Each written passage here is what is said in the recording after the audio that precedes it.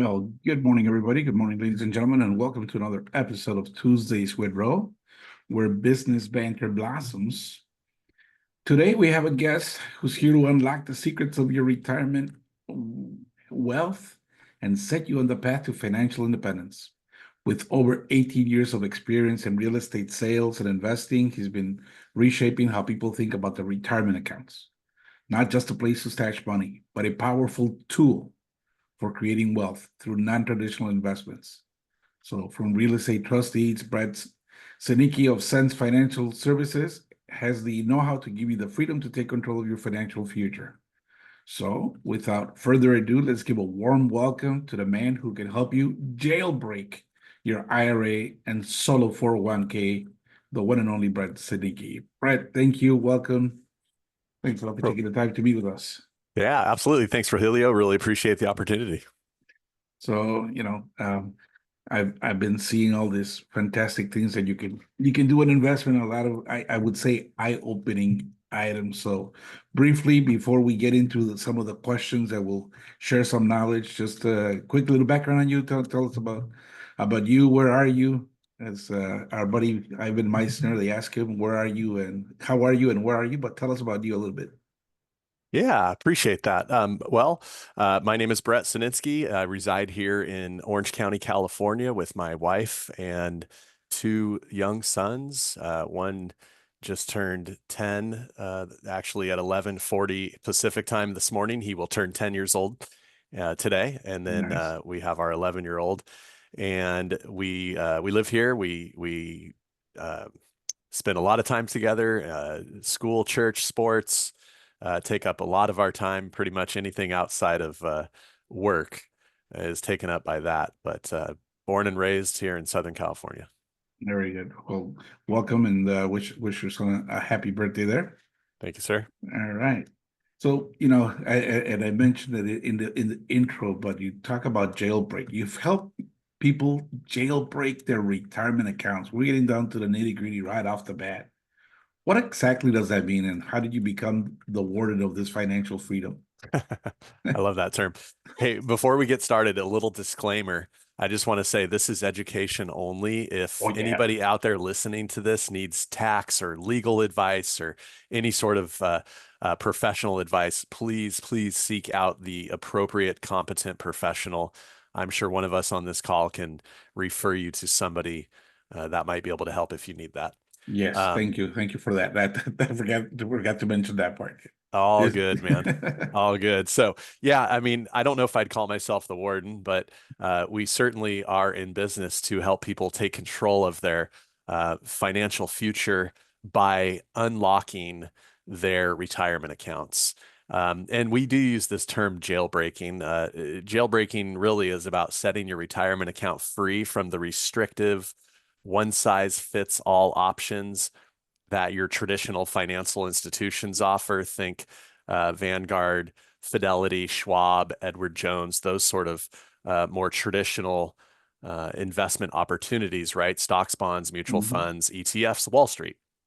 So it's really about unlocking the ability to invest in alternative assets like real estate, crypto, private businesses. In a lot of ways, things the mainstream just doesn't want you to know about.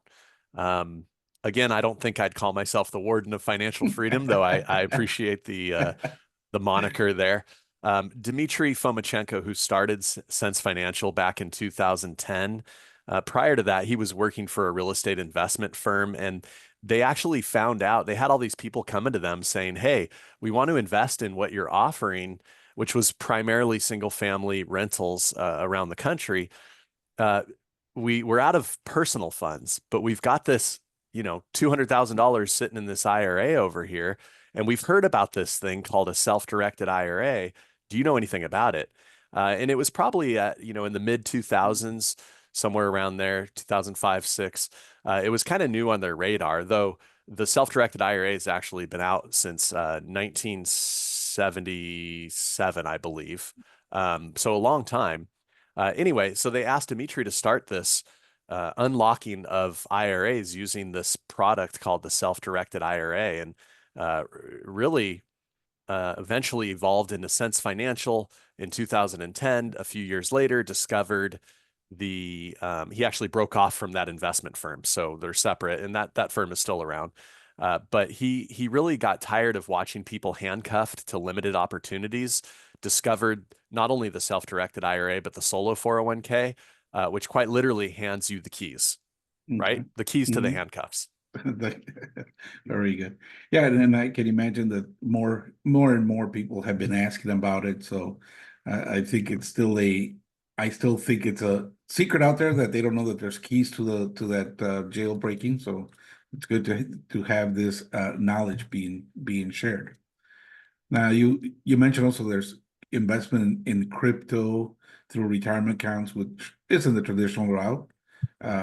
Anything on the wildest solo 401k investment that you've heard of? Yeah, there's several. First off, I do want to mention that all of our plans have what's called checkbook control, also known as the checkbook IRA, which essentially means that with the IRA, we actually bypass the custodian. Okay. With the solo 401k, we eliminate the custodian. And we use documents like a trust and or an LLC to do this. And so, without going too far into the weeds, it allows the client to actually make their own investments without getting the permission of. Um, and it's not a second set of eyes to make sure it's a good investment. It really is just, hey, I need this money wired here. I need this purchase agreement signed. So you upload all of that, make your request to the custodian, and then they execute. Again, it's not a second set of eyes when it comes to due diligence. A lot of people think that custodial accounts are. They're really not. They just do what the Mhm. client's telling them to do, but there's red tape and transaction fees. So we eliminate that with the checkbook control aspect. The reason I'm bringing that up in this question is because we don't always have insight on what people, our clients, are investing in or how much money they have unless they tell us because they have this checkbook control. So we don't have access to their funds. We don't see their money. They quite literally have their own checking account owned by the retirement account which is the home for the money that they make investments from. Now, I will add, we have people who started out with as little as $30,000 in their Roth IRA or 401k who now, after several years, have millions in real estate. And in the Roth will be tax free forever. All the rental income, all the appreciation, any any profit when they sell is all going to be tax free. It's a really powerful tool. But I've heard of people, investing in uh, cows, like literally cattle in their Okay. 401k, and then they sell the offspring to ranchers and they make money doing that.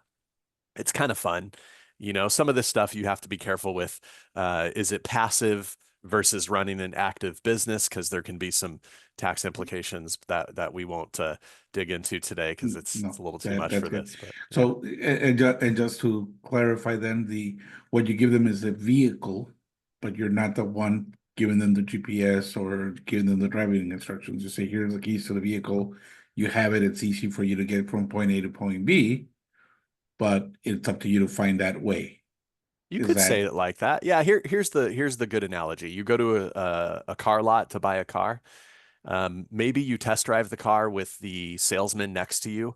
But once you finish the financing or buy it with cash and you drive off the car lot, that salesperson, um, the finance person, whoever you're talking to in that car dealer is no longer sitting in the passenger seat next to you, right? You're driving the vehicle Mhm. yourself. And that's a very similar way that this works. Now, we offer unlimited client support and we have to do our own thing when it comes to IRS compliance annually.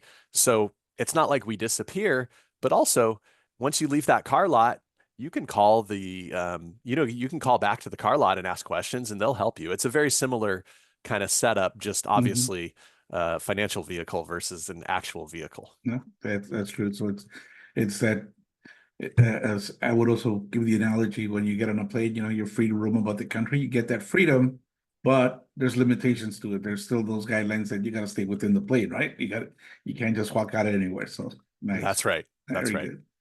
So Moving into some of the real estate investments, most people think that real estate investing is out of their league. Hmm. What's your best elevator pitch to convince someone with their sole 401k could make them a property mogul, a property expert, investment expert? Oh man. Well, I mean, elevator pitch, I don't know. I think I'd start out by saying it's really not out of your league. Um, it is it's quite honestly, it's within your reach, especially with a solo 401k. Now, not everybody has an IRA. I get that. So it's hard to start an IRA from scratch and just fund it with contributions, a self-directed IRA, and Mhm. make investments, right? Because the contribution limits are low. It's only 7,000 a year, right, with the Correct. IRA. Now, the solo 401k is within reach because although it has a self-employment requirement attached to it, it's actually not hard to be self-employed, right? You and I are both licensed real estate agents. You're self-employed, right? I could mow lawns on the weekends and be self-employed. My son could have a paper route and he could be self-employed. Like all of those are Mhm. examples of what would qualify you for a solo 401k. So I would say, by the way, I realize this is way past elevator pitch, so bear with me here. We'll Um, get there. We'll get there. Imagine using your retirement funds to buy your first rental property. Okay. The income generated grows tax-free. The property itself, obviously, we talked about this before, it appreciates over time. Mhm. And so you're building wealth in two ways. Uh, with as little as $50,000, if you're investing outside of like a really high price state like California, where I live, you can leverage that to start investing in real estate. And I will say this, when is the last time someone offered you 50 to 60 and sometimes even 70% of the total acquisition price as a loan to go buy more S&P 500? It just doesn't Yeah. happen. But you can use leverage in the form of a non-recourse loan to buy double or more rental property and therefore more appreciation, more rental income, et cetera, creating multiple streams of income for your retirement. And I will add this, you don't need 50K. You probably could start with 10 or 15 because there's a lot of crowdfunding options that actually allow non-accredited investors to take part of as well. Okay. Very good. Thank you for that. Yeah, that's brings a little bit more accessibility for some investors that are starting out. Now, I know you mentioned it a couple of times. You just mentioned a little bit ago, but we talk about tax-free growth. Hmm. Can you break that down a little bit more into what it means without making our brains hurt, but just keep it simple for folks like me? Sure. Yeah. Yeah. Well, I mean, there's two types of retirement accounts, right? There's tax deferred or tax free in a Roth. Now, uh, Roth could also be after tax, right? Because you're paying taxes on it today versus when you retire and you take distributions, right? With the tax free growth, tax deferred, you're obviously saving on that amount of money today as far as taxable income goes, but you are going to pay whatever your taxable rate is at retirement when you take those distributions. So it's a trade-off. I think you have to ask yourself, do I want to pay money on the seed or do I want to pay money on the harvest? And I always say, if you can afford to take the tax hit, definitely put as much money in the Roth today as you possibly can. Excuse me, as you possibly can.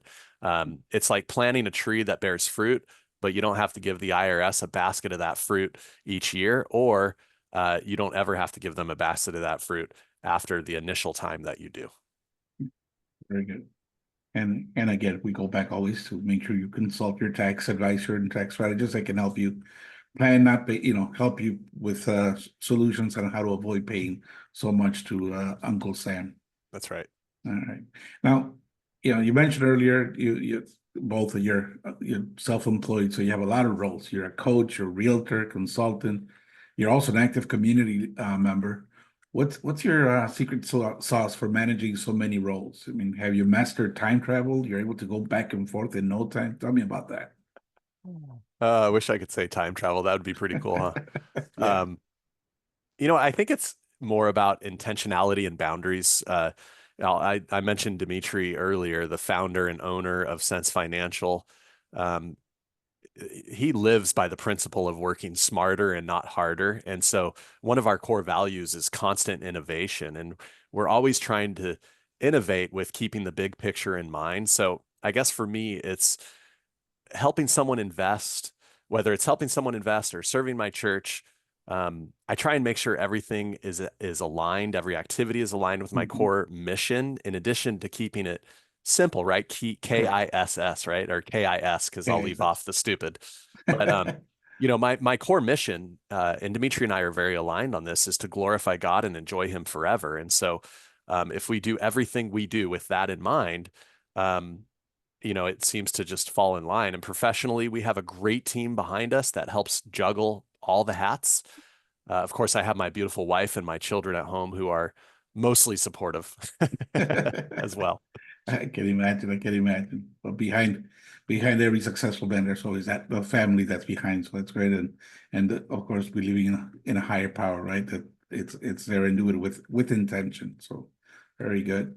Now, talk about the mindset about time and freedom that you're big on. How does one go from the grind of feeling that they've got control over their time and wealth? You know, instead of just doing it for the heck of it, grinding and trying to be catching up to time, but how can they feel more that they're in control of their time? Hmm. Well, it's about the um, slow and steady wins the race. Uh, Oftentimes, you've heard the term "the riches are in the niches," right? Hmm. And that's okay. There's some truth to that for sure. But I believe that um, when it comes to having true success, it's a marathon for sure. Small incremental steps taken consistently over a long period of time are going to uh, equal um, what am I trying to say? It's going to equal compound interest, right? Hmm. And it's going to compound over time. And I will say, you must master the mundane if you're going to be successful, because if you don't, you're going to fall for a lot of shiny objects. And by the way, I'm speaking from experience. Hmm. And you're going to end up having a lot of peaks and valleys in not only in your income, but in your overall wealth. And even if you don't invest in real estate or other alternative assets, non-Wall Street assets, the S&P 500 will get you 9-ish% over time, right? That's what it's done over the last Yeah. 50 years, or more.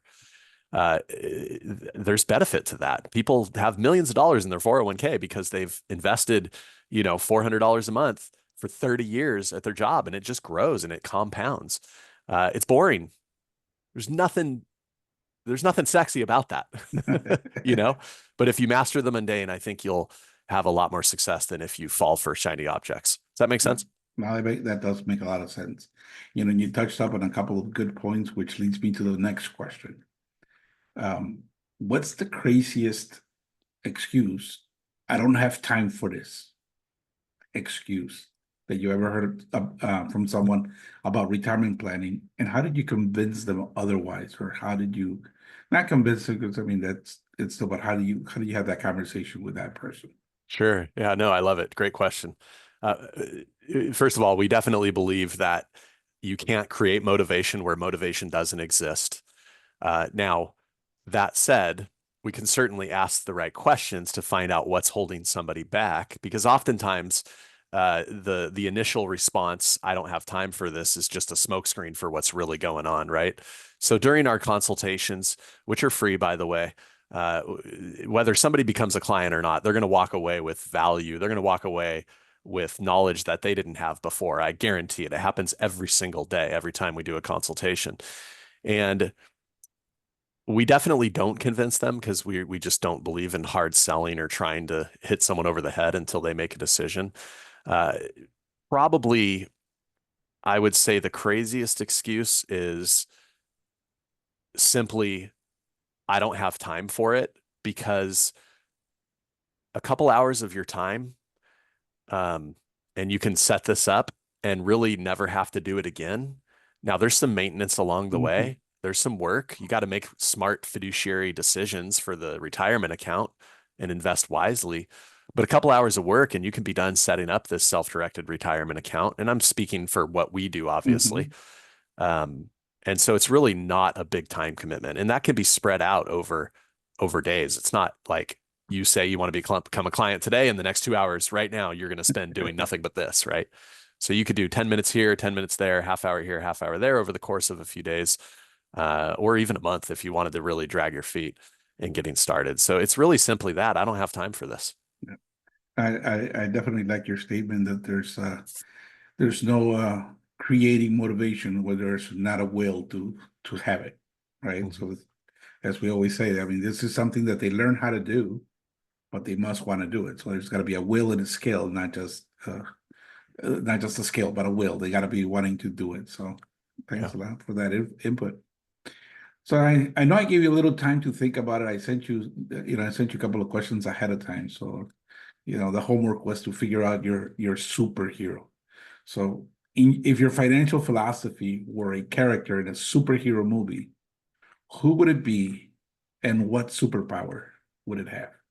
Yeah. So, yeah, okay. So I toyed around with making up a new superhero that no one's ever heard of, Okay. but I actually couldn't come up with anything better than Batman. So I think it'd be like Batman. Now, Batman uses intellect, strategy, preparation. He doesn't have any supernatural powers. In fact, I think someone said this a long time ago and it stuck with me. I think Batman's the best, comic book superhero we have because he doesn't have any supernatural powers. He can't fly. He can't see through buildings. He can't run faster than, the speed of light. Mhm. Um, what's the superpower? Wealth building detective skills. Uh, Like it. really, at the end of the day, the ability to spot opportunities in any market, leverage them, plan for the long game. Again, slow and steady wins the race, all while protecting people from the financial villains out there, taxes, you know, people who would take your money and not give you the return that they promised, that sort of thing. I like it. I like the analogy to that to Batman. So the Batman of finances. Love it. So now, Brad, for anyone that's out there listening today and who think it's not too late to turn their retirement ship around, what's the first step they can take besides calling you, of course? Mhm. What should be the first step they should be taking into this area? Yeah, I would say, well, I think it's never too late, of course, never too late. Start with education. That's probably the first step. If you work and you're not contributing to the employer sponsored 401k plan, you should probably start there, especially if there's a match. So educate yourself on that. Start by understanding the options available to you. The self-directed IRA, the solo 401k, those are only two options. There's others. I think Mhm. they're the best two options. The solo 401k, we didn't talk about this, but allows you to contribute up to $76,500 annually of your self-employment income, where the self-directed IRA is 8,000. These are both numbers if you're over 50, 7,000, 69,000 if you're under 50. But either way, quite literally 10 times the amount. But if you're not self-employed, look at your employee sponsored plan that you have, your 401k at Walmart or wherever. Mhm. But then start contributing to the Roth. I mean, really, I know I said this a few times, but that's probably where I would start. What's the second step? Take action. I don't have time is not a good excuse. We all have time. Look at your calendar. How much time are you spending watching Netflix? How much Yeah. time are you spending scrolling through Instagram or Facebook? I mean, you could open up an article on the solo 401k and read that instead of doing that. Um, so I think whether it's diversifying your portfolio or increasing your contributions, doing something is always better than doing nothing. Very good, very good. You mentioned that number 76,500. And it comes back that I saw a number being repeated when I went through your profile on LinkedIn, 153,000. I'm assuming that 76.5 times two gives me that 153 there, where you can put self-employed income or shelter that self-employment income. Is that where that is coming from? That's right. Now, the reason it's times two is because in a solo 401k, you actually cannot have any full-time W-2 employees outside of yourself and your spouse. And so if your spouse is part of the business, whether it's partnership, JV, or just they're on payroll, you can double those benefits. Okay, very good. Yeah, I was wondering, that was the item that I had. It's like I see that 153, and I put a little note out here. Make sure you ask Brett about the 153, but it came up very good. So thank you Now, it very gets much. even better than that. Yeah, absolutely. It gets even better than that. Again, this is if you can pay the taxes today. That 153, part of it, all of it, whatever, can be put in as traditional or traditional pre-tax or Roth contributions. So it's really a way to maximize your Roth contributions because guess what? The Roth IRA is only 7,000 or 8,000 a year. I mean, this is really a way to supercharge your retirement. Very good. Well, good. And Brett, how do we get a hold of you? How do we put information out there? So if anybody that's interested, you mentioned they can get a consultation that's complimentary and get to talk a little bit with you and understand the philosophies that you guys use. Uh, I'm assuming that we'll have your contact info, but is it just you have a link that you'll share with us and we can put it out there for our audience? Yeah, we'll do that. And I'll say it verbally if that's okay. Yeah, So our website is real easy. Sense, like common sense, financial.com, sensefinancial.com. And my email address is exactly that as well, Brett with two T's at sensefinancial.com. Either one of those is a great way to get a hold of us. My email directly, of course, and then we have a lot of resources on our website. very good. Well, we thank you for the time, but and thanks very much for the bits of information. Thank you for sharing your time and your wisdom with us, and we look forward to staying connected with you, and hopefully we see more. What do we say? More people being saved by the Batman of finances. Thanks for the opportunity, really, Leo. I really appreciate it. All right, thank you, bud. And everybody, we'll see each other next week on Tuesdays with Ro.